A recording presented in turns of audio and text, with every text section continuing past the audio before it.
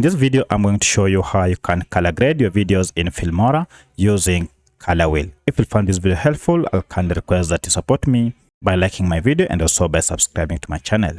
Alright, so to access the color wheel and do color correction or color grading in Filmora is pretty much simple.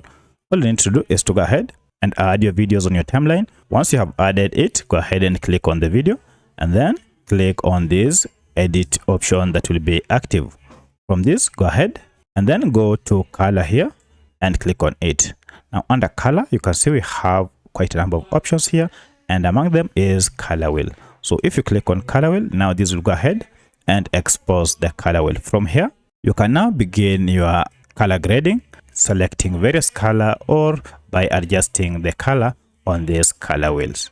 If you have made any changes and you would like to undo, just go ahead and click on this undo option here and you will revert back. You can also go ahead and using figures when you insert them here, or you can also use the wheel here. If you adjust it like this, you'll be able to apply your color correction or your color grading.